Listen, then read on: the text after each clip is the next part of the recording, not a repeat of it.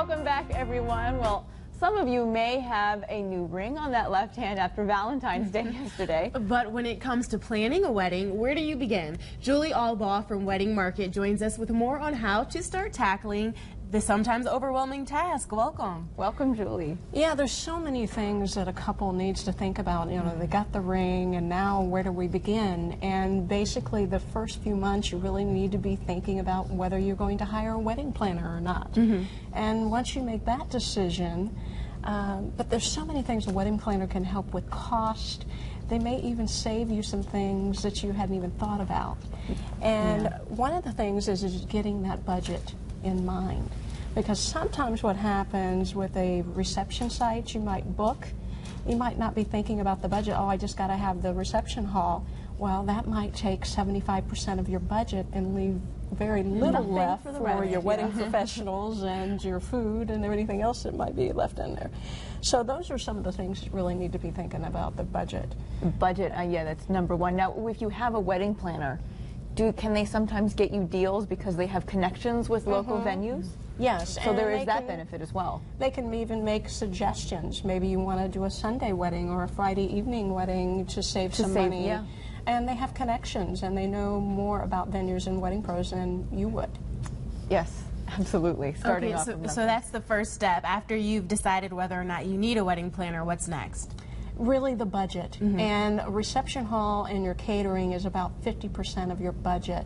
So you really need to think, okay, how much am I going to spend, total budget, and then 50% of that is going to go for your catering, your food, and then from there, then you can start making a guest list.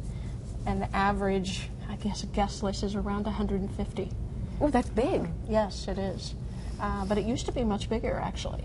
Oh, so the trend is going smaller. Smaller weddings are in. Yes, definitely. Now, do you think that that's a budget thing for sure, being cost effective, cutting the numbers? Or just like an intimate thing? The economy the last couple of years, because of cutting costs, that's been the major reason for cutting the guest list. Yes, well, it absolutely makes sense. Is there a way, if you have to make a timeline, can you map it out for yourself? Like, if budget's number one, then comes the reception site, then comes what, invitations? Making that guest list, you know, you might need to make some cuts. You know, maybe the reception hall with the catering cost, you know, if it's more than what you thought, you might have to cut that guest list. And then from there, then you can say, well, I can start booking those wedding pros. And is there it could get tricky when you're cutting guests out, you know, who do I cut out, who am I not going to offend, or you know, do you just kind of accept that you're going to offend somebody? Well, it's funny that you say that, because a lot of times on Facebook there's a little bit of a drama.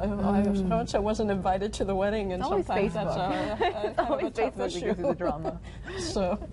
So when it comes to, oh my gosh, and we're having a close-up of this beautiful wedding gown right here. So when it comes to like the dresses and the details and things like that, is that something that the wedding planner typically helps with, or do you take care of those intimate details and they just kind of make sure the show runs smoothly? It depends on the wedding planner, basically. Most of the time, the wedding planner does not usually go with you to pick out the dress, typically.